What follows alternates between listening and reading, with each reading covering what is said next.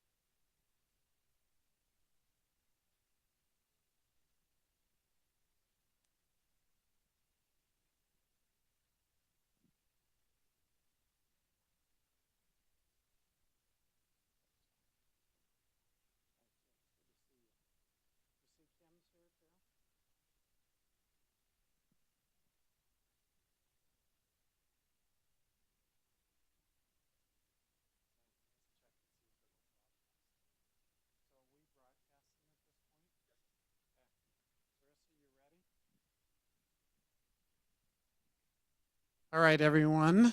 I think we're live on the web now. I'm broadcasting. My name is James Vaughn. I'm the Assistant Deputy Director for the Division of Financial Assistance at the State Water Resources Control Board. And I want to thank everyone that's on the web as well as the people here in person. Appreciate you all coming out. This has been kind of an evolving thing with IUP for the Drinking Water State Revolving Fund, and those, come on in. Thank you. Clean water, wait a minute. For the Clean Water IUP, we do both now, and I get confused, obviously. We went out last year, as you remember, and kind of elicited comments. We're going to talk some about those. But obviously why we're here today is to show you where we are at and what staff is proposing to the board for intended use plan for 2018-19. So I'm going to let Christopher get into the details.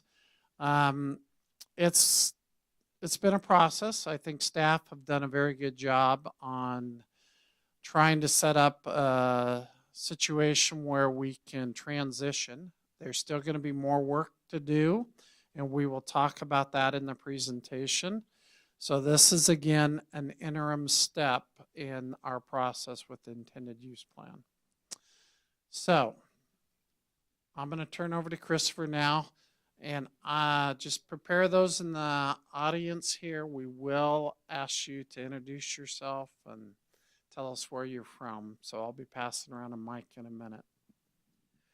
Thanks, Jim. So as Jim said, I'm Christopher Stevens. I'm one of the supervising engineers in the Division of Financial Assistance over at the Water Board. And again, thanks everybody for coming. This is the third of our IUP workshops. We're also webcasting it and we're recording it. So if you want to go back and, check something again, and then we also have everybody's email addresses. So we're going to send out the PowerPoint as a follow-up as well. We scheduled this for 2 hours. Like I said, this is the third one. So more than enough time for questions. Please interrupt me. For those of you, I understand we may have 100 people or so listening on the web. That's fantastic. So if you want to send in a question, do so by email, and the email address, hopefully it's on your screen there, but I'll read it off. It's cleanwatersrf, as one word, at waterboards, that's one word with an S, .ca.gov. I'll try to remember to remind people as we're going through here. So I'm going to do some introductions of the staff. We've got a number of staff from DFA here, and then we've got a fairly small audience. We can do some introductions of the audience that's here in person, and then dive into it. So I'll start over in the corner there. We have Sarissa Hartwell from our marketing unit, and she is helping us manage the emails coming in for questions. Next to her is Chang Vu, one of our project managers. You may know him. In the control booth there, pretending to be Steven Spielberg today, is Maya Walker. We have Romana Wortel. She's with our program support unit, and Stephanie White is with our program support unit as well. Kim Din from our technical assistance unit. There's Dat Tran, one of the other supervising engineers over the drinking water SRF. Mr. Lance Reese, chief cook and bottle washer, does a little bit of everything, all the administrative stuff associated with both the clean water, drinking water SRF, and a number of other programs there that most of them I forget about. Nicole Morgan with her Office of Sustainable Water Solutions. Josh Zeese, one of our other expert admin folks, contracts, program support, all sorts of things there that we depend on. Very, very, very important work that he does. And then Michael Downey, who's over the water recycling funding program. And then you met Jim, my boss. So let's quick do some introductions of who's here today in person. My name is Colin Casey. I work with Brown and Caldwell here in Sacramento. Alyssa Gordon. I come from Hidden Valley Lake Community Services District. Hi, I'm Bobby Larson. I'm the Executive Director of the California Association of Sanitation Agencies, which is a statewide wastewater organization. Stacy Lynch, Bennett Engineering. Bonnie Wright, Grants Manager for Eastern Municipal Water District. Charles LaSalle, Water Reuse, California. Jennifer West, Managing Director of Water Reuse California. Bill Purley, Tuolumne City Sanitary District. Alexis Cahalan, Woodard and Curran. Satya Gala with GEI Consultants. Well, again, thanks everybody for coming. And again, for those of you that are on the webcast, email your questions in cleanwatersrf@waterboards.ca.gov. And the folks in the audience at any time interrupt me. Like I say, the other two, we ran about an hour and a half, more than enough time. I've got about 10 slides here to go through, so more than enough time for questions. So just to give you a little preview of what I'm going to talk about, I know many of you are already familiar with the Clean Water SRF program, and I apologize for that, but I didn't want to necessarily assume that everybody knows the program. So I'll just touch on a little bit of the background and the current status, how we got to where we are today. Then the heart of the presentation today, talk about the analysis that we went through and how we came up with what I'm putting in quotes, a fundable list. So this is something new. And then I'll touch on the new things today, as Jim mentioned, the workshops that we did last year. Historically, we haven't come out and done informational items on the draft IUP. This is something new, and a lot of that is because, well, we're trying out some new things. And yes, you can read all of these things in the IUP, but the IUP is chock full of a lot of other things that, so I really want to focus people on what's new this year. What's changed. And then the counterpart of that is, well, we're not changing everything. We're not starting from scratch. There's a lot of things that are the same. And so I have a slide to talk about what's the same in the IUP and the program. And then wrap it up, talk a little bit about implementation and schedule, and then, like I say, plenty of time for questions, anytime during the presentation, and then we'll have time afterwards.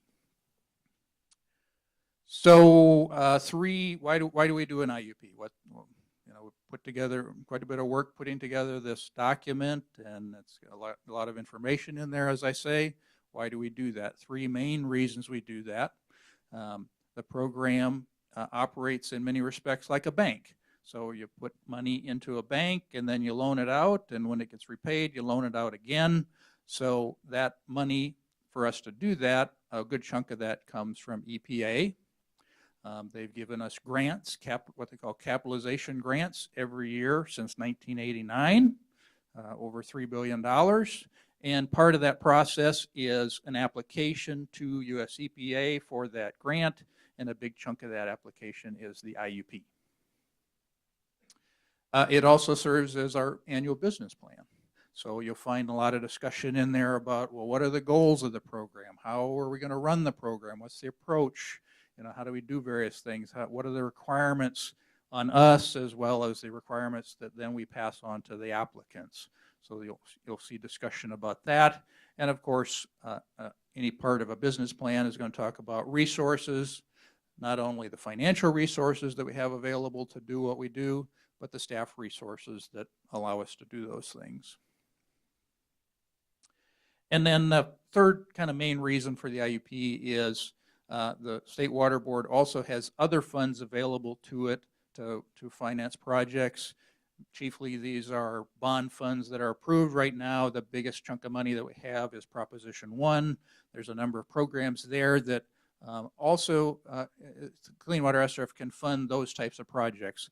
So we really try to run those programs not as separate programs, but we run them in conjunction with each other. So there's one application for clean water type projects, and behind the scenes we will combine those different funding sources. You don't have to try to figure out, submit 6 different applications for the same project, and so we run those together. Like I say, currently the programs that we have from Proposition 1, small disadvantaged community grants for disadvantaged communities, wastewater projects, water recycling grants and loans, stormwater grants, and groundwater grants as well.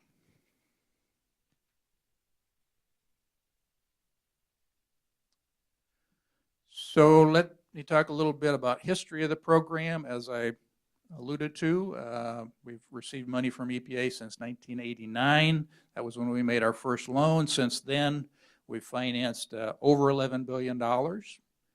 You do the math, that's about $400 million per year on average, about 800 projects, somewhere in that neighborhood. Currently, we typically fund about 35 to 40 new agreements per year. Now, the last several years, last 3 or 4 years, have really been, we've been on an upward trend, and about well over 30%, maybe as much as 35% of that $11 billion has been done over the last 4 years. About $3.8 billion over the last 4 years. If you do the math over those 4 years, average about $950 million per year. So quite a bit of an increase in loaning money over the last several years. Financially, you look at, every year we do financial statements, just as a bank would do. Net position, in other words, our net assets, a little over $4 billion. The program, because of the increased funding over the last several years, has been borrowing part of that in the municipal bond market. Currently, we have about $1.3 billion in bonds outstanding. The board has authorized us to borrow up to $2.2 billion, so about $900 million in authority left at this point. As I say, we run the Clean Water SRF program in conjunction with these other complementary financing sources from Prop 1. So if you look at kind of that as a larger universe, not just the Clean Water SRF program, but those programs together, you can see the financing that we've done over the last 3 years. 15-16 was a little over $1 billion, about 69 new agreements. Last year was a very big year, almost $1.7 billion, 110 new agreements. And then this year, I'm estimating by the end of the year, again, will be a little over $1 billion and about 95 new agreements.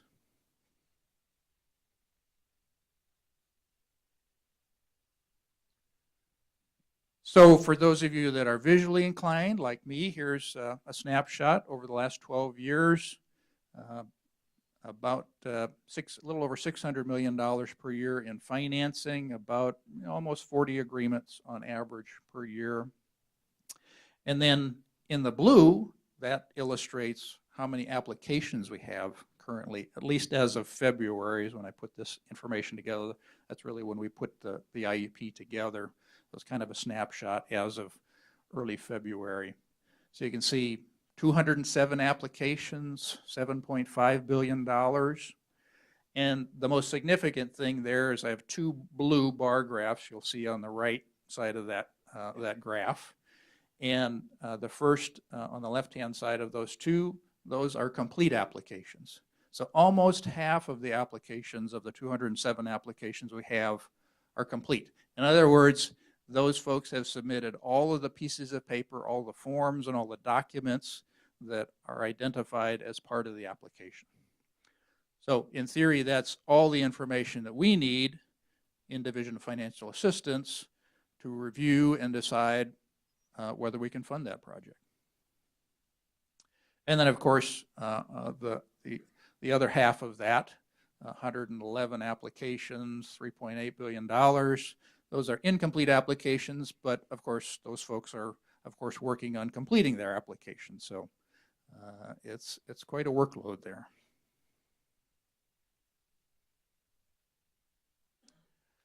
So to break that down a little bit more, here's internally how we keep track of all of those applications. And what you'll see there is we divide them into groups 1 through 8, and that kind of corresponds to the process. So group 8 is those that have an incomplete application.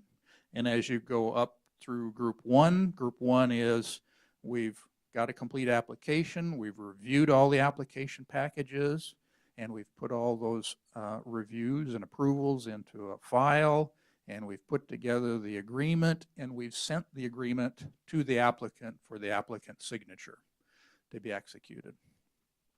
So it kind of roughly corresponds to the process that you would go through as an applicant.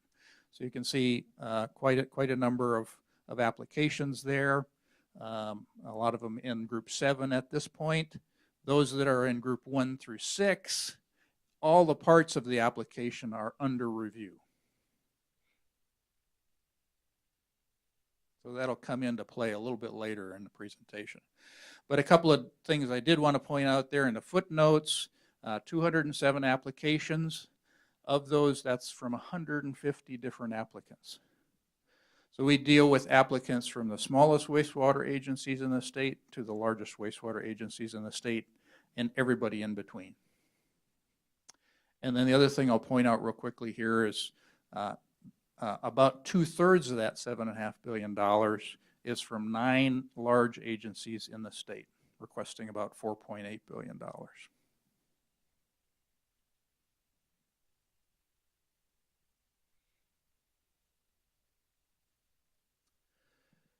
So of course, a lot of this depends on the finances of the program and the complementary funding program. So let me talk a little bit about the financial outlook.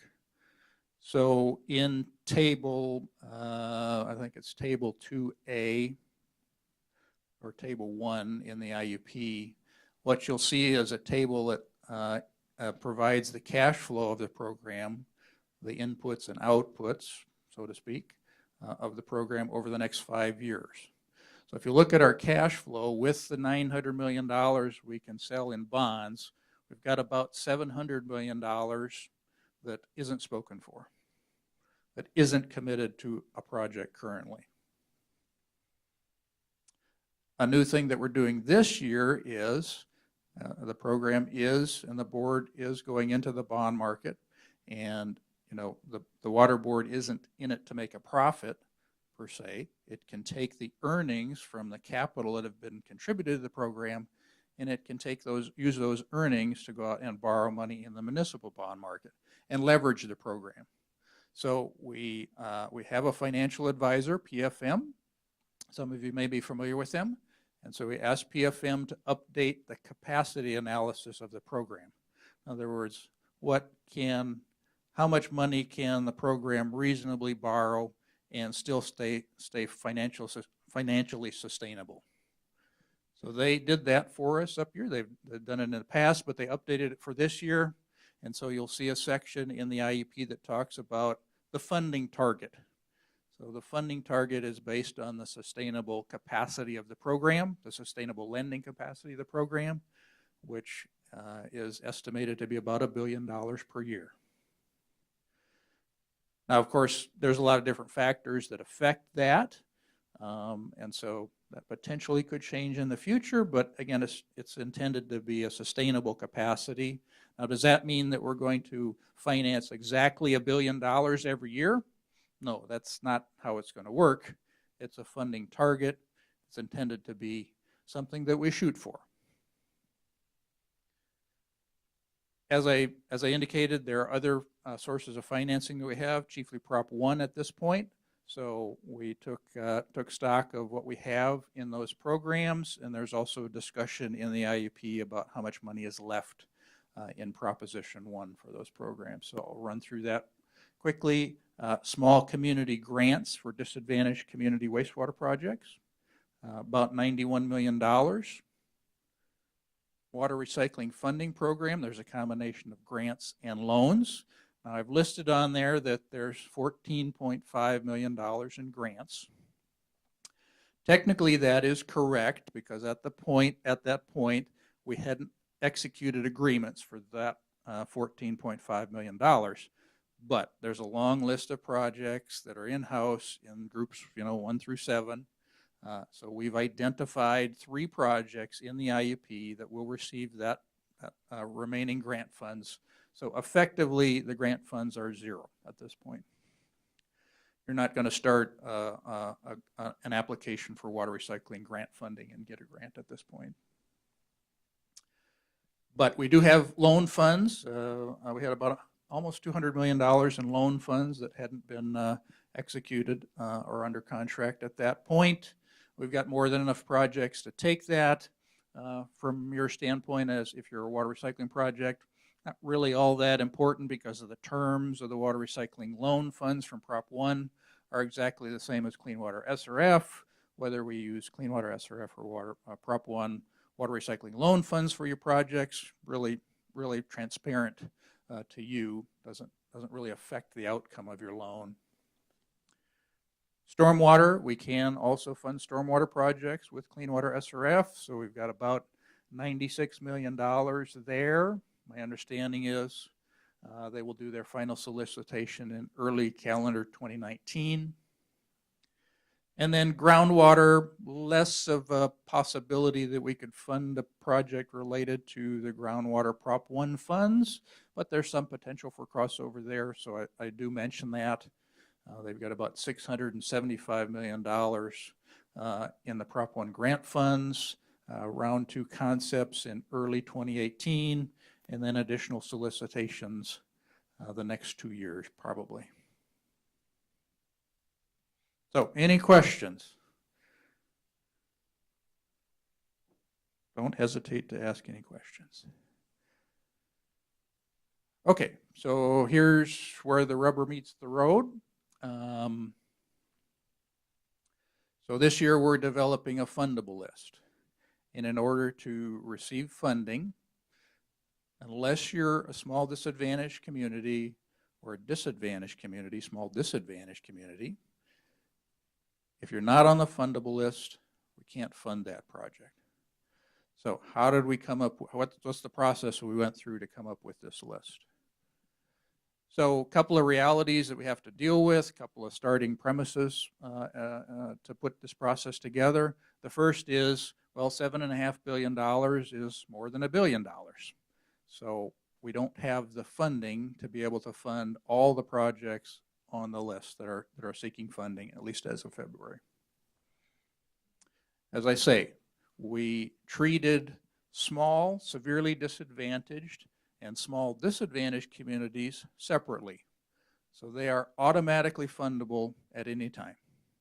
All of the applications for small, severely disadvantaged and small disadvantaged communities that were in-house in early February, they're all listed on the fundable list. And the second part of that is if a new application is started from one of those communities during next state fiscal year, they will automatically be fundable as well.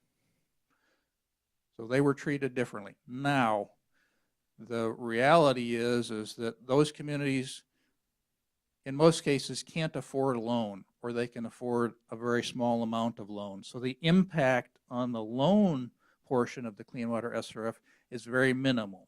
So less than $100 million in loan funds they need. Most of what those folks are requesting, they need grant funds. So that's why we did that. So historically, the Clean Water SRF has operated on a continuous basis. You could submit an application, start an application at any time, and receive a funding agreement at any time. Largely, that's going to stay the same, with the difference being that now we have a fundable list.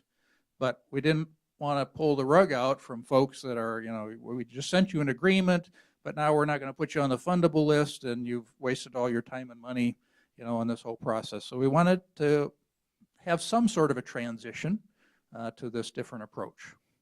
And so, as I say, projects in group 1 through 6, those applications are fully under review. We're reviewing or have completed our review on the credit, the environmental, the technical, the legal review. All of those things are either in process or completed. So we're certainly aware of that and took that into consideration as we were trying to develop this fundable list. The last part of the process, yes, Bobby.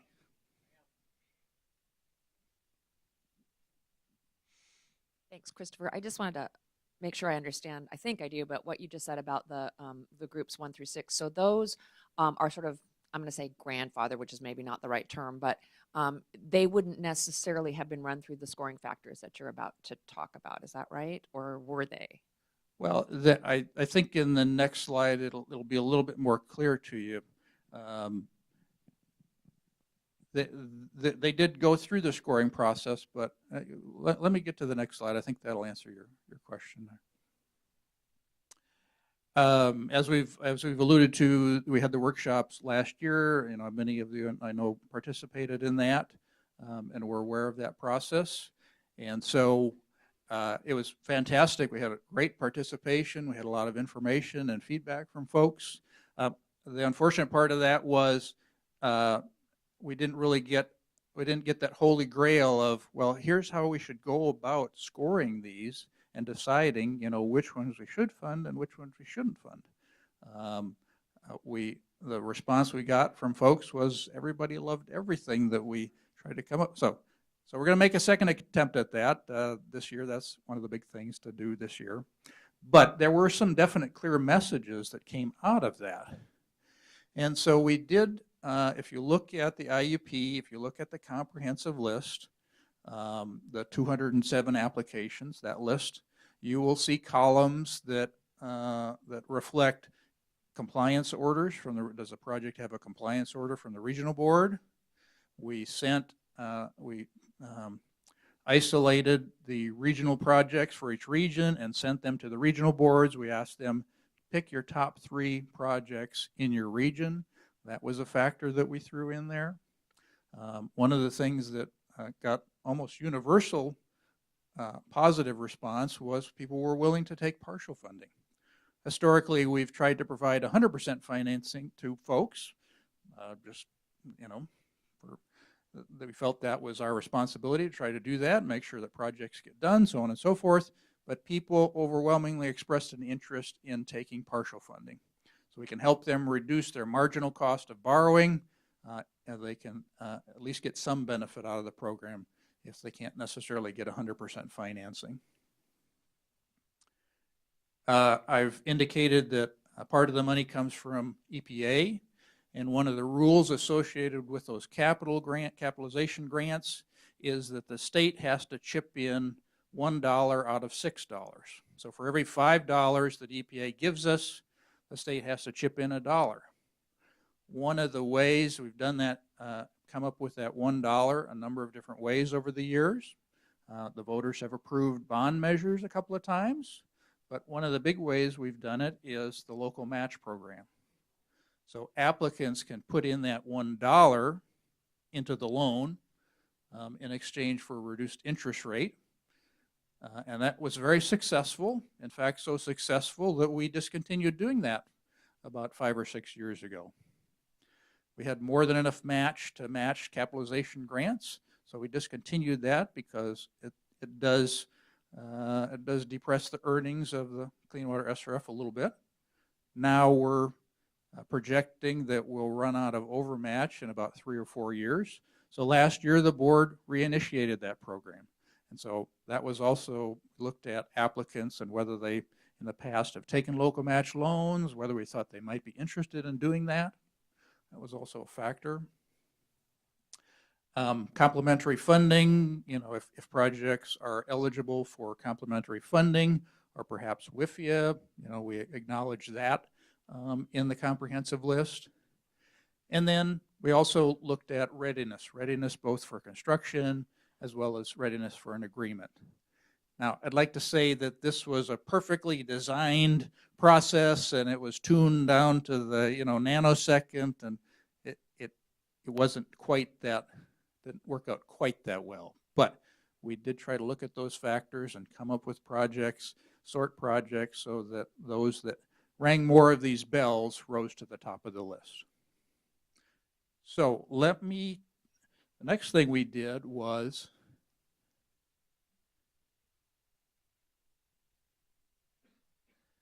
we looked at 4 different scenarios to try to match up the priority of the projects with this funding target. So, and I think this will answer your question, Bobby, but certainly if it doesn't, we can talk more about that. So the first scenario that we looked at was, okay, what would it take? Can we finance all the small, severely disadvantaged communities and small disadvantaged communities? So there's 65 of those applications you'll see on the fundable list. About $270 million in total request. Most of that is grant. We would not need to ask the board for any additional leveraging authority to do that. As I say, the amount of loan funds associated with those projects is well less than $100 million, probably less than $60 or $70 million, I would imagine. Most of those projects need grant funds. So they're tapping into the Prop 1 small disadvantaged community funds. So let me, I jumped over this. These are progressive scenarios. So scenario B includes everything that's in scenario A plus some additional projects. Scenario C includes everything in B, which of course includes everything in A. And then scenario D is what would it take to finance all 207 applications. So scenario B, there are 15, or there were at this point in time, there were 15 additional applications in groups 1 through 6 that were not small, severely disadvantaged communities or small disadvantaged communities. So of that 80 applications, $720 million total request. Again, we would not need to ask the board for any increase in the leveraging authority. And if you look at the amount of Prop 1 water recycling loan funds and principal forgiveness requested from those 80 projects, or those 15 projects, there's more than enough of those funds to meet all those requests. So then here's where the hard part comes. Scenario C is how many additional projects can we finance? Now, we did not, you'll see reflected on the slide here that they were complete applications, but we did not restrict it to just complete applications. We looked at applications in group 7 and 8, complete and incomplete applications. There were so many complete applications that ultimately we had to narrow it down to those that had complete applications. We didn't start out at that point. We didn't restrict it to those that had complete applications. So we found 35 additional applications, so that brings us up to 115 applications on the fundable list. Total funding, about $1.9 billion. Now, the first question you're probably asking yourself is, well, 1.9 billion, that's more than 1 billion. How does that work? So part of that, about 400 million of that, would be Prop 1 SCG, Prop 1 water recycling, and principal forgiveness. And to a certain extent, you can consider the projects in groups 1 through 6 as funding for this year. So at the point we did this analysis, we had executed about a little over $500 million in projects for Clean Water SRF loan.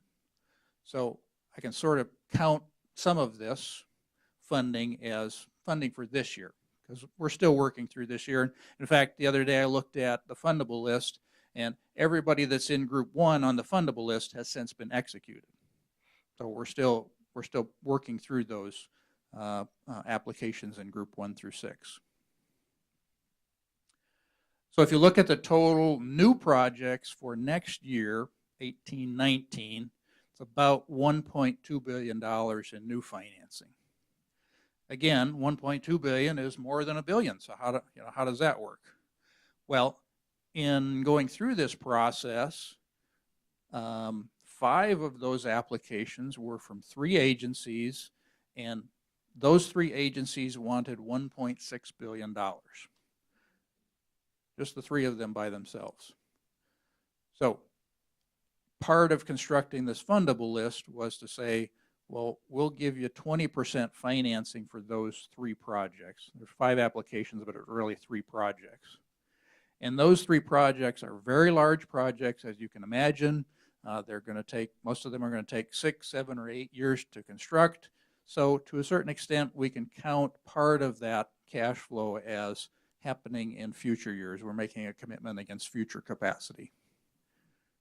And one of the things we'll need to do is discuss with those 3 applicants the timing of their disbursements so that we don't get, a flood of cash going out all at the same time. Now, in order to do that, we would probably need to go to the board and ask for some additional leveraging authority. I'm estimating somewhere between $400 and $800 million. A lot of different factors that go into these forecasts, so that's about as accurate as I can get.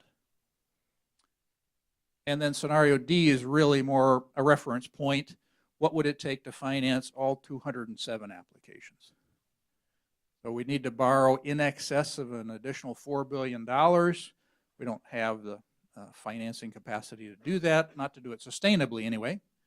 And then we would, of course, need to have some additional staff.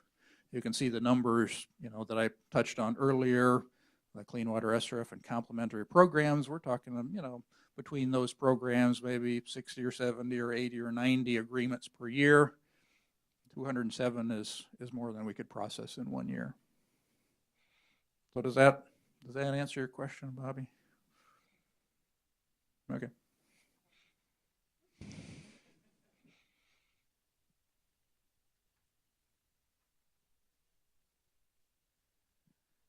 Okay, so like I said, I've touched on several of these things already just in going through this description of this process. Well, let me pause. So any questions on the web, Sarasa? No? Nothing? Okay. I don't know. It makes me nervous when people don't ask questions. Okay, so I touched on several of these things already, but I really wanted to focus in on these so that people, we talk about them in depth and people understand the implications, what we're trying to do here. So this slide, I've listed the significant changes that we're making in this year's IUP from previous years. So as I say, one of the first things is a funding target. Historically, the program, I showed that graph of the 12 years going back to 2005. Historically, over much of that time period, we had anywhere from $250 to $400 million in cash in the bank at any one time. Now, you know, nobody complains about having too much cash, but cash doesn't do anything for water quality. So we made a lot of changes to the program. We improved the application and the process, and we went to 30-year financing across the board, and we financed the Sac Regional project, and the board offered 1% financing for water recycling projects. So that's what created this huge demand of $7.5 billion in financing requests. And for most of that period, we kept financing projects as quickly as we could, and now we've reversed that equation. So now we're going into the bond market to borrow additional cash. We don't have idle cash sitting around. So we need a funding target so that we can operate the program sustainably into the future. So that's an important change for this year and in the future. The intent is that that's going to stay into the future. Again, another significant change, now we have a fundable list. So if you have a small severely disadvantaged or small disadvantaged community project, those are automatically fundable. I've been working for the board for 25 years. Those disadvantaged communities have always been a priority for the board. I can't speak for the board, but I fully expect that it will continue to be a priority. So they were treated differently, and all of them were put on the fundable list. They're automatically on a fundable list. If they submit a new application, somebody starts a new application. So if you're not in those two categories, then you have to be on the fundable list to get a funding agreement this year. In the past, you could walk in at any point, and that doesn't happen every day, certainly, but it was possible to get a funding agreement starting an application, and you know, there was definitely a horse race aspect to the Clean Water SRF, and so we're trying to minimize that with this fundable list. Partial funding, that's a new thing. So again, we've always in the past tried to provide 100% financing, but you can see there's 3 projects on there that we've offered them 20% of what they've requested. And as I say, we'll work with them to negotiate the timing of when that money goes out the door.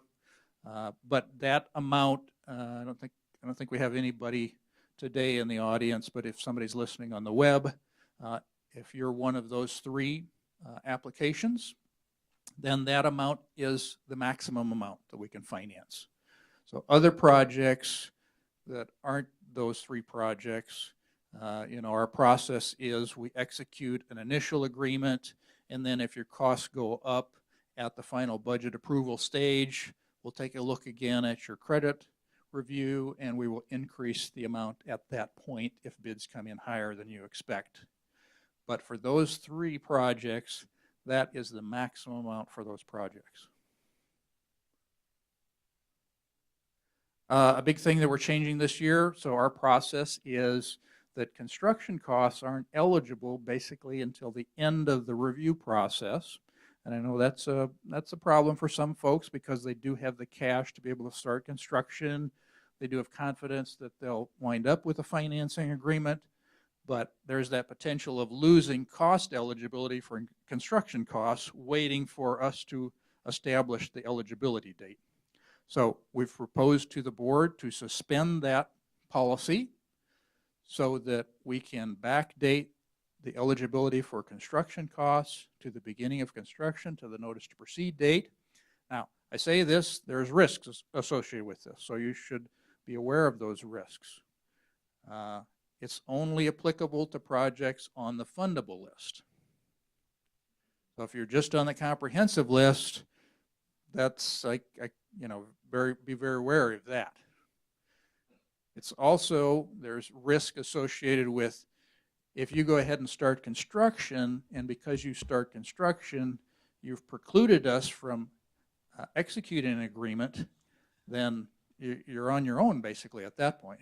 Yes, Nicole. Oh, sorry to, Saressa, yes, go ahead. Question from Raymond Chow from the Union Sanitary District. He wants to know, is it too late for an agency to submit projects for the 1819 Fundable List? If not, what is the deadline to do so? So Raymond Chow from the Union Sanitary District, I'll repeat the question, I'm not sure it came up over the web. So the question was, is it too late to submit an application for the 1819 Fundable List? And if not, what's the deadline? Yes, it is too late to submit an application for the 1819 Fundable List. Christopher, unless you're, is that what you were going to say?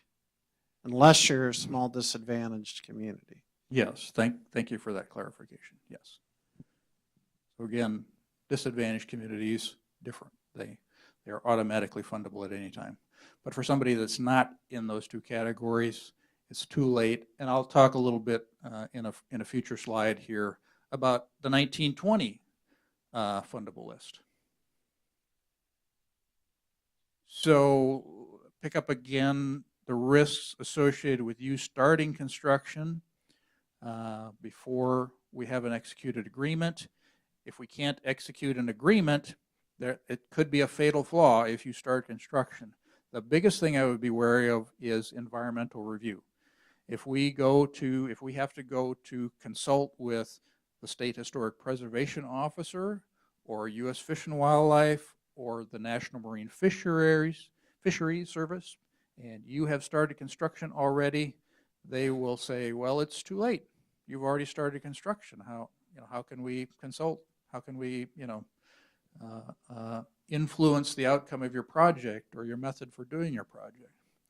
So we have, I know of one specific instance where somebody did start construction before we had completed the review with the State Historic Preservation Officer, and it was very ugly and very painful. And I do not recommend that. And, Congress and the state legislature and EPA do periodically come up with new requirements on the program. I can't think of any instances where that has necessarily created a fatal flaw that we couldn't manage that. But again, I can't predict, what new requirements those folks are going to come up with. So you can start construction without an executed agreement. We can still give you eligibility for construction costs back to the start of construction, but it comes with some significant risks. So as you saw, 115 applications on the fundable list. That is more than a year's worth of work. Some of that will be done this year, but still quite a bit of work there.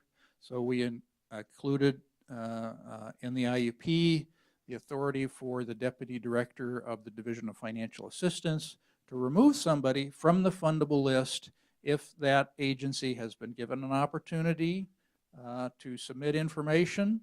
Yes, the application is very thorough, but sometimes we do have questions about that and we need some additional information or some clarification. So if we're not getting that from the applicant and they've been given a reasonable chance to provide that information, then the Deputy Director has the authority to remove that project from the fundable list. That doesn't preclude somebody from getting on the next year's fundable list. It's not, it's not blackballing anybody, but they would be removed from that year's fundable list. As you saw, the amount of money requested by small, severely disadvantaged communities and small disadvantaged communities far exceeds the amount of grant funds available from Prop 1.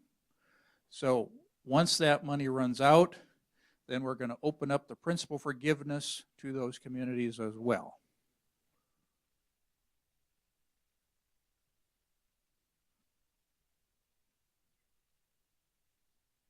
So what stays the same?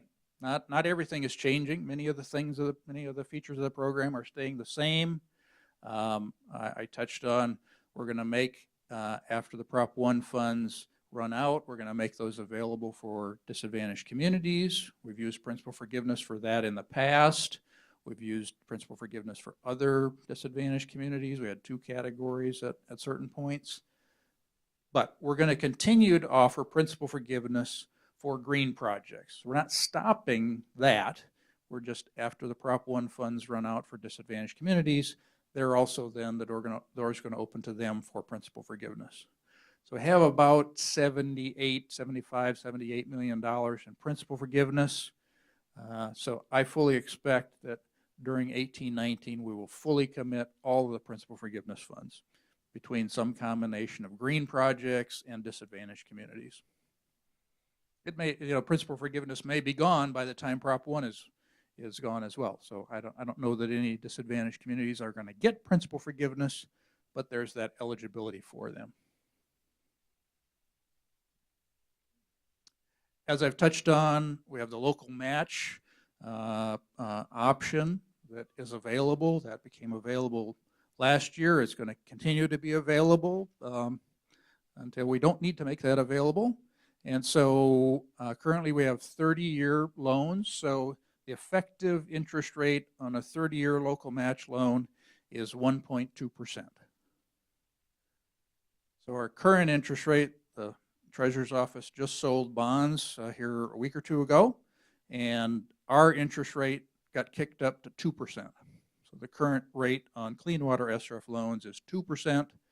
Local match loan would be effectively 1.2%. Application process and forms, no changes there. Everything remains the same. You fill out the forms, you submit them through FAST. All of that process is the same. Now, even though you can only get funded if you're on the fundable list or disadvantaged community, we're still going to accept applications continuously. So we're not stopping that process. So we are, thinking ahead to the fundable list for 1920 and starting to have some discussions about that. And so you can continue to submit applications. As I say, there's a full year's workload there. We'll try to help folks with their applications that aren't on the fundable list as much as we can, as much as time permits, but we'll continue to accept applications continuously. So the fundable list, there's always a danger with lists. My name is on a list, right? That means something, right? Well, it does mean something, but it's not a guarantee that you're going to get funded. So you still have to submit all of the forms and all the information and meet all the requirements associated with the program in order to get an actual funding agreement. And then historically, planning and design costs, those have always been retroactively eligible. That hasn't changed. Again, as long as you can document those costs are associated with that project that we're financing, then those costs are still eligible.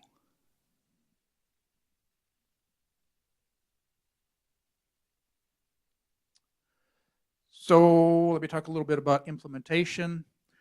So the objective here is to execute all 115 agreements for all 115 projects by June 30th of 2019. That's a tall order, but that's our goal. Now, if we don't execute an agreement and you're on the fundable list, you roll over to the 1920 fundable list. We're not going to kick you off the fundable list because we didn't execute the agreement by June 30th. So the 1920 list will be influenced to a certain extent by how successful we are at executing the agreements that are on the 1819 fundable list. As we've done the last 2 years, last year we sent out a mid-year update. The year before we sent out 2 updates. One seems to be enough, and it's a fair amount of work to put that together. So we will again send out a mid-year update, November-ish, in that time frame. We're waiting to get a new maintenance agreement for our database. One of the tasks to complete once we get that maintenance agreement back in place is, and this kind of came out of the workshops last year, we've mocked up some individual project status reports that project manager can, at a push button, generate that report and send it to you monthly, weekly, every minute, however frequently you want, and then make some additional modifications to correspond to those reports, provide additional information, a little bit more behind the scenes information about your application on the application status report that's on the web. We have one there, but probably needs to be beefed up a little bit. Lance is working on some policy amendments to the clean water as well as drinking water SRF, dealing with the credit review and the financial reviews associated with the applications. And I understand that we're targeting August for those, so keep your eye out for that. And then, as I say, we didn't, from last year's workshops, one of the main intent of those workshops was to figure out a way to come up with a better prioritization system. We weren't successful at that, so that's also one of the chief things on my list of things to do this year. I have a proposal that Jim is taking a look at now, and so I think what we're going to have to do is mock up what we think the priority system ought to be, and then let people react to that, focus things a little bit more than we did with the workshops. So hopefully this year we'll see that, and then that would then lead into developing the fundable list for 1920. So here's a schedule. So we put the IUP, draft IUP out for public comment April 9th. Comments, written comments are due noon, May 10th. Board meeting, we're targeting June 19th for the board to consider and approve adoption of the IUP. And then this is not a deadline per se, but obviously there's a practical aspect of we've got to put together a list of all the applications, and we've got to go through an evaluation process. You know, that there's a fair amount of work associated with doing that. Bob Pontareri is one of my senior engineers. He basically started that process late January and sort of bled into early February. You know, somewhat of an iterative process, back and forth process. So my recommendation is it's not going to be a requirement that you submit a complete application to get on next year's priority list. But I think having a complete application should be a factor in prioritizing projects. I know for a fact I can't execute an agreement with somebody that has submitted a complete application, so I think that should count for something. And so I would recommend that if you're going to submit a complete application, submit that by December 31st. And then again, our objective is to execute agreements by June 30th of 2019 for everybody that is on the fundable list. So Christopher, that answers then the second part of the question that we had on the web, correct? Then the December 31st, 2018. Yes, thank you.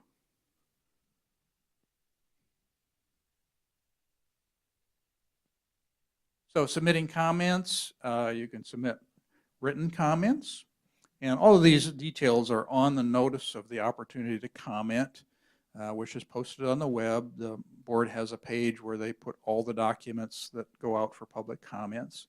So if you pull up that notice, all of these little details are on there as well. Written comments due noon, May 10th. Please use the subject line comment letter. June 19th, 2018 board meeting, federal fiscal year 2018 Clean Water SRF IUP. The board has a lot of documents out for public comment at any one time, and so that's a process to manage that. Help Janine, the clerk to the board, manage that if you can put that title on there. You can send it by snail mail. There's Janine's address. Most people submit them by email. You can submit them to the email address at comment letters, that's one word, at waterboards.ca.gov. They're less than 15 megabytes. You can email them there. You can also fax them. There's the fax number 916-341-5620. Or you can also have a courier deliver comments, and they just ask that you check in at the security desk there at the Cal EPA building. And then, of course, you can make oral comments to the board at the June 19th board meeting.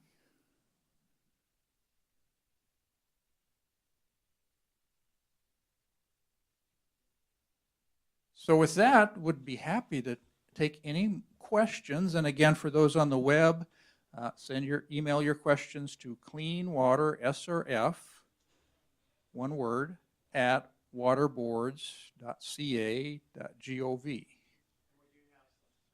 Okay, so we got an email question here.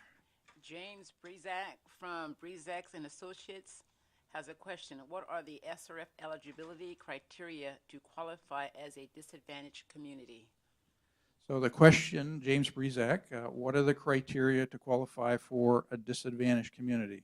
So two main criteria there. Small disadvantaged communities have a population of 20,000 or less. So they're small disadvantaged communities. And then those are subdivided. So that would be the service area that, for the wastewater, right? Correct. Community in the general sense of the word, not necessarily corresponding to city limits per se, or political boundaries, or those other things. Community is a more general term. The second part of that is median household income associated with that community. So a disadvantaged community, the median household income is 80% or less of the statewide median household income. And then severely disadvantaged community is 60% or less of the statewide median household income. And that can affect the grant limits associated with those projects. Yes, Jennifer. Jennifer West, water reuse. Could you talk, I have a couple of questions, but I'll start. Could you talk a little bit more about the proposal to have a prioritization from the regional water quality control boards? So how would that work? How are you thinking that would work? Well, at number one, I'm not sure that will be a factor in the future. We did ask the regional boards to chime in this year, and we did include that in our analysis. And we didn't specify how they would go about that. We simply asked them, here's the list of projects in your region. Tell us the top three. Now, does that mean that if they were the top three that they got on the fundable list? Not necessarily, because there were those other factors in there. But so it's not clear to me that, and in the proposal that I gave to Jim, that was not a factor that I included in there. So the fundable list right now that was considered, is what you're saying. So, but I mean, in the future, so the proposal is for the future that you will have this list of projects, and then you'll go to the regional boards and you'll say which ones are, or will you just say which are priorities in your region? No, not necessarily. Okay. So not necessarily. So I guess I'm just trying to get to how will that, I mean, isn't that a priority? I mean, isn't that one of the, Well, what you're proposing? Well, that's one possible approach. I'm not. I just wondered if you had thought about an approach on how to approach the region boards. I don't know. So. Well, like I say, the current proposal I have, which is very preliminary, that's not considered in there. My thinking, my philosophy is that, the process should be as objective as possible, and it should be based on information that's already readily available. So I believe, and I may be totally mistaken, I don't know, but I believe that it could be possible to come up with a system where we simply ask people a series of questions about the characteristics and the purpose and the intent of the project, and based on that information, there's a process or a formula that we go through to then say, okay, these meet, it's not a financing program, it's a water quality program. So it's not like we're starting from scratch. There's a whole process that we've gone through for the last 30 or 40 years to decide this is a water quality problem. We've got to fix this. So. Okay, thanks. That helps. Just to add to that, Jennifer, too, Christopher's doing a great job here, so I'm here supporting him. But one of the things we're thinking of, too, is it's not a good process to have full applications to be submitted and then we say no. Because as agencies, you do a lot of work with that. So what Christopher's also thinking about is how can we develop a real short version that will get us this information so that we can rank and give back a yes or no type response as far as whether they'll be included. And so hopefully that helps, but Yeah, that helps. Yeah, what I'm envisioning is that I think we can modify the general package to gather some additional information that then we can use to go through this ranking process. And so that would serve as a pre-application or something like that. And I want to, I don't, I guess the misgivings I have about just sending it to the regional board is, then it becomes kind of a subjective process. I don't want it to be a subjective process. I want it to be a process where you as an applicant can go through and say, well, if I do this, this is my score. And this won't necessarily tell you how other people score, because that'll, you're competing with other people, but it can tell you what you score. And then to a certain extent, I would like people to self-select. Okay, these are the projects that stand the best chance of getting SRF financing. We can't finance everything. I mean, that's just a reality that we all have to deal with. So was there a question on the? Oh, I think we got two here. Yeah, but go ahead. This thing. Yes. Just a point of clarification in your slide presentation, and I think that you did explain this already, and I apologize if I'm asking you to repeat yourself, but Not a problem. the concept of grant versus principal forgiveness, Yes. they are very different things, or are they the same? So in one slide, you were talking about how 3 projects have zeroed out the grant opportunities. But then later in the presentation, we were talking about principal forgiveness and that there are still eligibility opportunities for that. So if you could help me Yes. understand. So bear in mind that there are multiple sources of financing that we're dealing with here. We have the Clean Water SRF program. We have grant and loan funds from state voter-approved bond propositions, Proposition 1. And so each of those programs has their own set of rules. Now, we can mix and match these funding sources in many cases, but there are some distinctions there, as you note. So that grant that I talked about, the Prop 1 water recycling grant, that is a specific pot of money, so that is gone. Now, Clean Water SRF, part of that program, it's not a separate program, but part of the Clean Water SRF program, the grants that we get from EPA, allows us to do grants, negative interest rates, or principal forgiveness. So we've chosen principal forgiveness because we don't want to deal with federal grant rules, and the accounting folks have given me many dirty looks when I talk about negative interest rates. So principal forgiveness, financially, it's a grant. You don't have to pay it back. But yes, it is technically a loan. We're forgiving the principal. You don't have to pay that principal back, provided you complete the project, which most people complete the project, don't have to worry about that. So those are separate pots of money that zero for Prop 1 water recycling grants. Yes, that's zero, but there's principal forgiveness. Now, water recycling projects are one of the green types of projects that could potentially get principal forgiveness. There are other types of green projects, and then, as I say, the small disadvantaged communities may at some point also tap into that. Does that clarify things for you? Are you saying that the small disadvantaged or any disadvantaged communities are going to zero out the principal forgiveness opportunities? So my expectation, we've got, when we put the IUP together, we had about $78 million in principal forgiveness.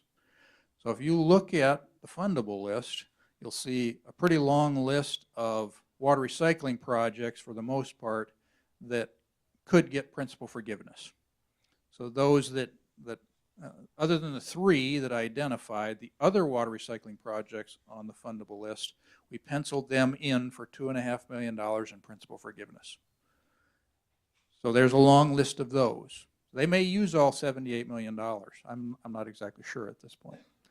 But once we run out of that $91 million in grants for disadvantaged communities, then those folks are also going to be competing for the principal forgiveness. So that's just going to up the demand on that $78 million. How that plays out exactly and the timing of it, I can't exactly predict. That answer your question? Okay. Okay, so we've got a web question here. From Justin Sutton, he has two questions. One is, will you please explain how a regional project that benefits some communities that are DAC census designated places and DAC census designated block groups are ranked? Are these types of projects immediately included on the fundable list? So the first question here, I'm going to try to paraphrase that. Hopefully I get it correct here. How does a regional project, which also includes disadvantaged community areas or disadvantaged community census areas, how do they fit onto the fundable list? If I've mischaracterized your questions, do a follow-up email there. But so the short answer to your question is, so the funding for small, severely disadvantaged communities and small disadvantaged communities is specifically for those communities. We used to have a category for other disadvantaged communities where we could do principal forgiveness on a prorated basis. That is not the case currently, and so the funding goes specifically to those communities, not as part of a larger regional type project. Yeah, and this is Jim Mon. The only thing I would add to that is that's more of a Department of Water Resources IRWM type of process for a regional type project like that. You're right, Christopher. Ours are focused on specific communities. Okay, so go ahead with the second part of the question there. His second part is, will you please provide additional details regarding the coordination between Prop 1 funding and the CWSRF program? If a project is on the current fundable list, Group 8, and is successful in obtaining funding through the Prop 1 groundwater grant, Round 2, does this increase priority for the CWSRF funding?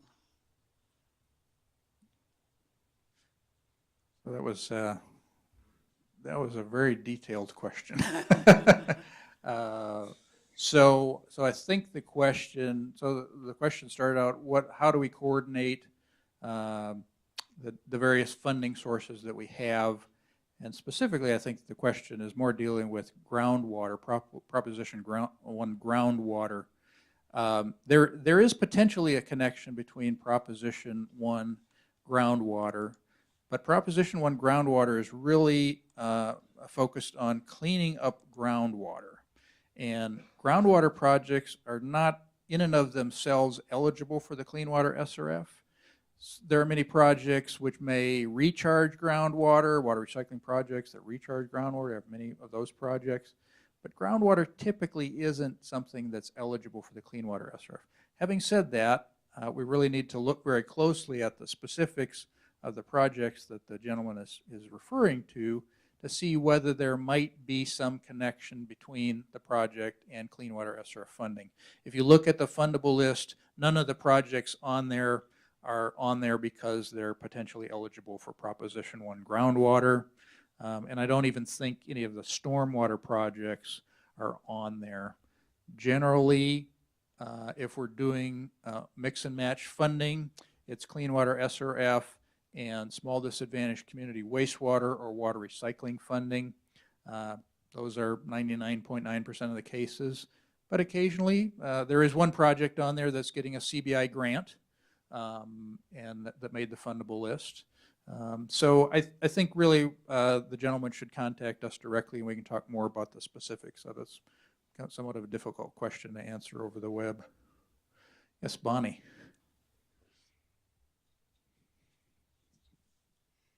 So Chris, do you anticipate that the application to agreement process time frame will continue to be 24 months or longer for the Well, the short answer rounds? is no. Okay. That's way too long. One of the things here behind the scenes is, as I've alluded to, we've sort of had this too much horse race aspect to the process in the past. So one of the benefits, I hope, from having a fundable list is that we can look at this and manage it better, manage the application and review process better. Because now we know exactly which projects we need to fund. And those that aren't on the fundable list, well, we're not really going to work on those for the most part. Gotcha. So Those on the fundable list, what are you anticipating that time frame to be for an agreement? we can't execute them all at the same time. I know that everybody on the fundable list would like to get an agreement July 1, but that's not reality. So there has to be some order in which we review them. But my hope is that now that we have a known universe of what we're going to work on, and I have staff working on this, I have other people thinking about this, you know, the analogy I used during the workshops last year was, you remember back in high school when you ran a track race around the track, you might have a staggered start so that everybody ran the same distance, and then whoever got to the finish line first. Well, we've got the opposite of that. We want everybody to get to the finish line at exactly the same time. But we've got, you know, dozens of applications that we're reviewing simultaneously. So which ones do we work on? And, you know, the legal staff may not review them in the same order that the environmental staff review, but the whole idea is that for that particular application, everybody finishes at exactly the same time. We send you the agreement and it gets executed with the goal of executing everybody by June 30th of 2019. Okay. I don't know exactly the solution to that problem, but that's the problem we're trying to solve. Well, it certainly So- makes a difference on the impact, you know, the impact to the project schedule that time frame has on the project schedule. So which ones you choose to actually submit for funding based on both the application process to agreement and the project schedule itself. So. Absolutely. Well, the other thing I wanted to jump in on this is, you know, and Christopher talked about it, but one of the things that we were hoping to help with that is the fact that we are pushing the date back on what we'll fund to, and talk about that a little bit. Yeah, no, that's a good point, Jim. So, and that was one of the reasons for recommending that the board suspend that policy, is because we know there are folks that can go to construction. They're very familiar with the process. There's a high degree of confidence that the agreement will be executed, so that can then allow you to move forward and you know, meet your other commitments. Yes, Sarissa. Lauren Everett from Kennedy Jinks Consultants has a question. Are the same changes being discussed for the Clean Water SRF program also being made to the Drinking Water SRF program? So the short answer No. is no, but I'll let, if anybody else wants to chime in, if there's anything of noteworthy, since we've got people here. No, the only thing, this is Jim Monaghan, that I would chime in on that is we have a significant impact on the clean water as far as the number of applications. We don't at this point in time on the drinking water, so there isn't a need to do these type of things that we're talking about. So again, the drinking water will continue to be continuous applications. We'll still be processing them. We are looking at the things on the administrative side that Christopher talked about as far as updating the policy. And what else are we updating, Lance? We're updating the policy. We're going to put a new, what the heck is it called? Operating agreement? Operating agreement, thank you. So those are the type of things we're looking at on the drinking water side. Yes, Heather Miranda has a question. Is there a separate pot of money for green LID stormwater projects? There are funds from Proposition 1 for stormwater projects, and I don't know enough about it to whether, I'm assuming LID is an eligible type of project for Prop 1 stormwater. Those are grant funds. You can apply separately for that money, and as I mentioned during the presentation, I think the next solicitation is early 2019, calendar 2019. So there is a solicitation process associated with that, and then we would coordinate for those. We haven't funded a lot of we haven't provided loans to a lot of stormwater projects historically, because historically stormwater Projects haven't had a revenue source to pay back a loan. They've been very dependent on grant funds. And so, but there is that Proposition 1 stormwater grant funds that are available.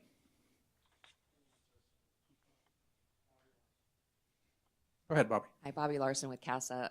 This is kind of a detailed question, but you mentioned, Christopher, a couple of ways in which a project could actually come off the fundable list, deputy director removal, or maybe they just don't pass some of the reviews and proceed to funding. Does that create any opportunity for somebody who didn't make the list, like an alternate list, to bump up there, or do you feel like you just are going to have your hands full and you need to just move forward with the rest of those projects? I think we're going to have our hands full, and like, absolutely, no, absolutely, yeah. Okay, Saressa, go ahead. Robert's question is, can projects other than small disadvantaged communities or disadvantaged communities be added to the fundable list during the year once it's adopted? The short answer is no, but of course the board is the one that adopts the IUP, and so I can't say that the board can't do that. But no, the intention is this is the fundable list for this year. And other than small disadvantaged communities and severely disadvantaged communities, that's it. How do you know if you have a complete application? How do you know if you have a complete application? So you can ask your project manager. They should tell you that you have a complete application. You can go on the status report on the web, and that should tell you that you, so that shows, it shows, if memory serves me, I haven't looked at this in a while, but it shows we've got 4 packages that you have to submit: general, financial, technical, and legal. Or, what did I miss there? Environmental? Yeah. So you got the 4 packages, so it'll show on there when we've received that package. That means that you've submitted everything that's identified on the on that particular package. So if it's checked that we've received all 4 of those packages, then you have a complete application. Right, okay, so I just like to get the warm fuzzy from some feedback from, I guess, the project manager that we think it's complete, but does, SRF think it's complete? And this status report on the web, it's easy to find? Yes, if you go to the What's New tab, the Clean Water SRF page, and go to the What's New tab, they update that about every 6 weeks. So it's listed in that, it bounces around a little bit, but it's listed on that What's New tab. It's the application status report. I actually have a second part to that question. Go ahead. Okay. You mentioned in your presentation about priority given perhaps to agencies that have compliance orders. And if a project is already deemed complete, and there may have been some sort of a mandate from the regional board that wasn't included in the application, can it be added later? Would that help? So say your question one more time. I might have. So if I go on the web and I find out that I do have a completed application, Yes. and that I don't necessarily have to do anything more in the review process for it to be reviewed, but I find out today that it might help my chances if I had a compliance order that is requiring us to do this project. Can I include that and make it more complete? You know what I'm saying? Like, is the door closed on the application, or can I add this information later? Well, you can add information to the application at any time, but I think your question is really more, can you get on the fundable list if you're not on the fundable list by adding that piece of information? Was that your question? I'm hearing that being on the fundable list doesn't mean that you're necessarily going to be granted an agreement. Is that Well, true? that's really as a caveat there. So the idea is, and people generally don't submit applications that are ineligible. My expectation is that everybody on the fundable list is eligible for financing, but as a caveat, we have to go through the process and verify that by verifying your information. If you're on the fundable list and we based that and we were unaware that you had a compliance order, it's not going to benefit you in any way to then tell us we have a compliance order. Okay, perfect. That's what I'm asking. But we would like to know that, nonetheless. Yeah, because I mean, that's one of the main purposes of the program is we're here to support the regional boards. And so the regional boards have determined that there's a compliance problem.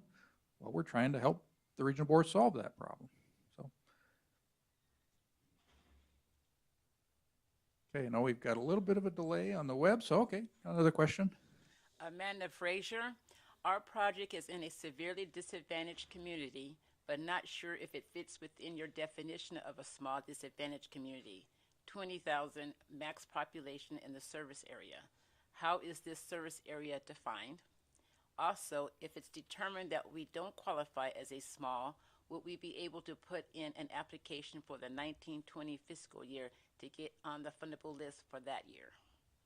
So the best thing to do, I think, would be to contact Nicole's staff and talk in detail about the specifics of the community and how that matches up with, how that dovetails with, you know, the criteria to be considered a small disadvantaged community. And so more than happy to, well, so Russ will forward that email. How about you forward that email to Nicole, if you can do that, or we'll get it to Nicole somehow. And then the second part of the question was, can you submit an application for the 1920 fundable list? Yes, we accept applications continuously.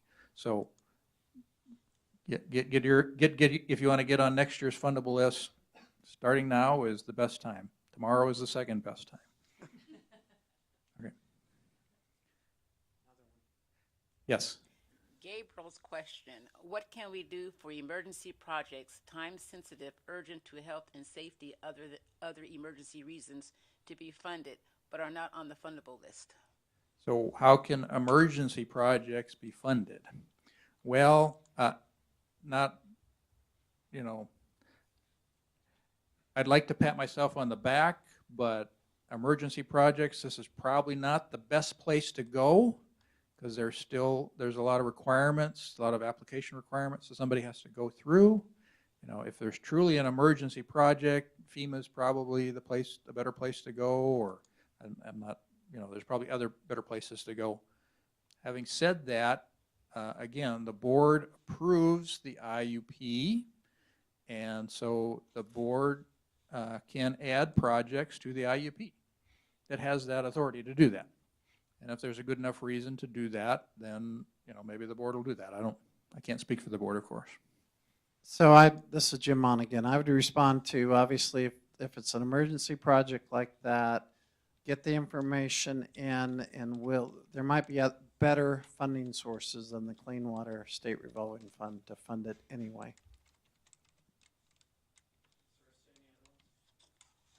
No, one is, will the slides be available, the presentation be available after today?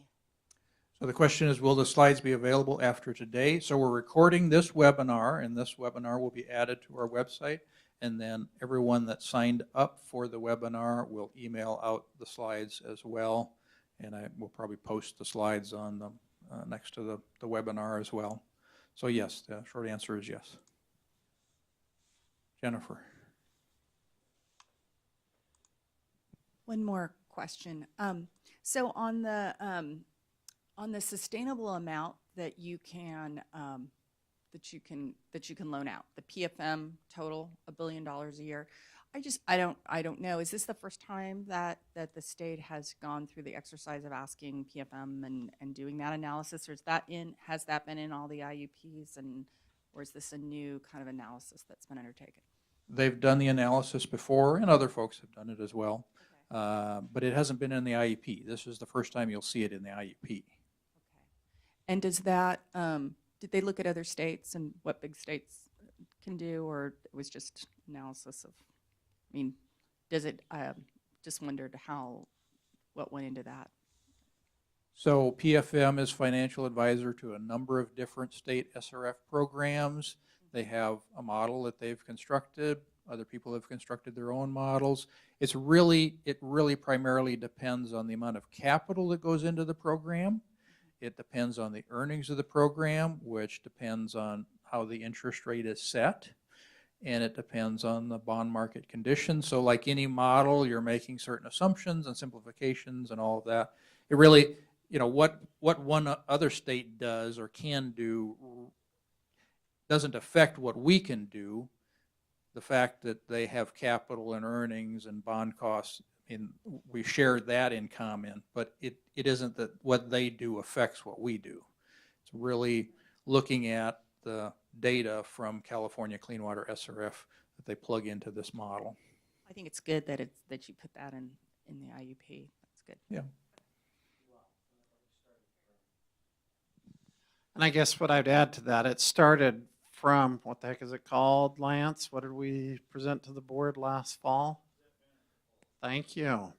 So the debt management policy is what we talked about and what the board approved, that we stated in that we'd be setting a funding limit annually, and the board would see that and either agree with it or alter it through the IUP process.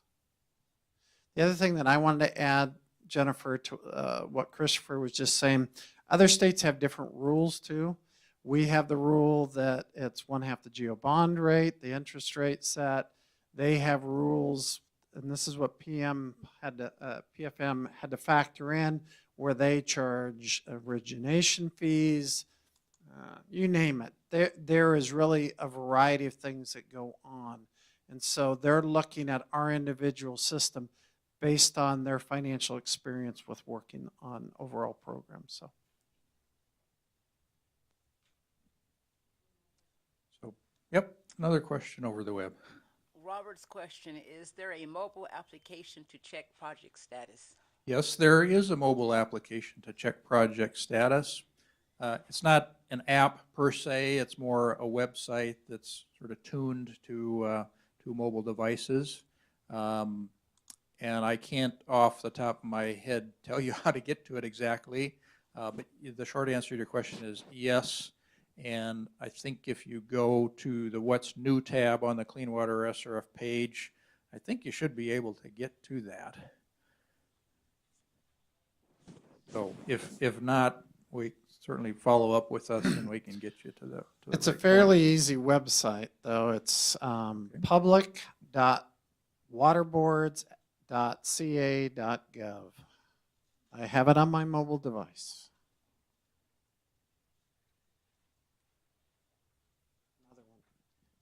Another question, okay. Lori McCullum has a question.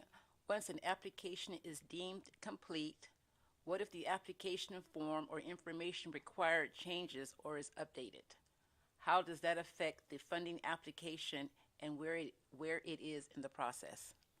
So the question is, once an application is complete, how does someone make changes to that, and what effect does that have on their application status? So applications, yes, applications change. Depending upon the nature of the change, it may be something as simple, well, send us an email so we can document that for our file. Okay, we changed this number, or here's some bit of information that we want to make sure that you have. If it's very extensive changes, well, we may ask you to refill out the form. We'll help you fill out the form and submit a new one there. But it doesn't, once you have a complete application, it doesn't become incomplete unless you change the scope of work and we're talking about a new project. Then we probably would need some extensive revisions, but it's not quite that. We're not trying to keep people from having a complete application. We need that information, and those forms are there to facilitate us getting the information from you. And if there's something that doesn't quite fit into a box, well, we'll figure that out. It's not trying to put too fine a point on it's a complete application or it's an incomplete application. Okay, so we got almost a half hour here, plenty of time. I don't want to cut anybody off. I know there's a 20-second delay on the webcast, so we'll let that go. Maybe they'll get some more questions from the webcast.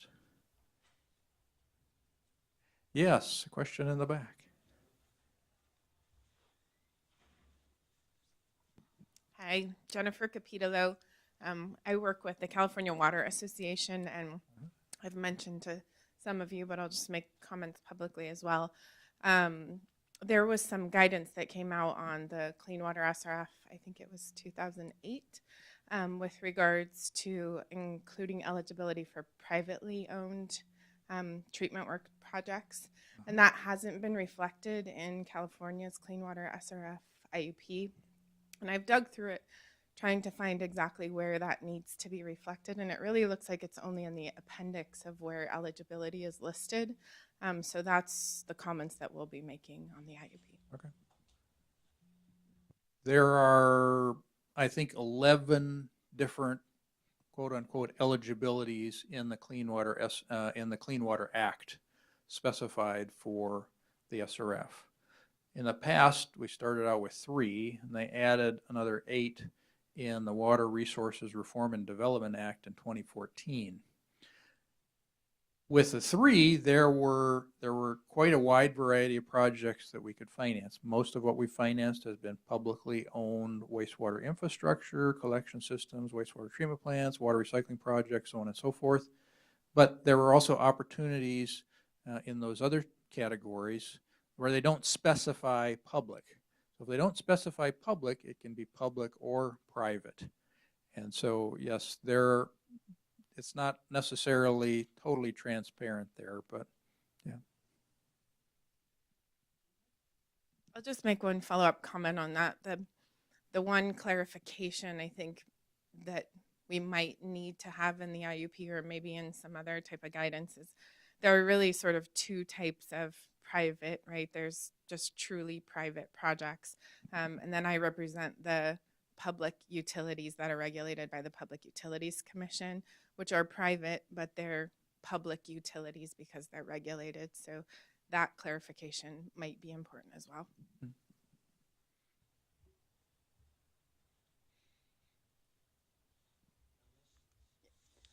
Robert, what happens if the federal requirements change after our application is considered complete, but prior to executing the funding agreement? So if Congress put on some new, or EPA put on some new requirements, it really depend on the requirements. We have to look at those specifically. But we would apply those as they might be applicable to the project. That's the short answer to the question. But again, there's a wide variety of things that we could be talking about, and that's a process that we have to manage. And sometimes we don't have any choice. If we do have a choice, I can't speak for Leslie and Jim, but I think generally our tendency is to try to, okay, that we'll work on that on future projects. But again, sometimes our hands are tied and we have to apply certain things.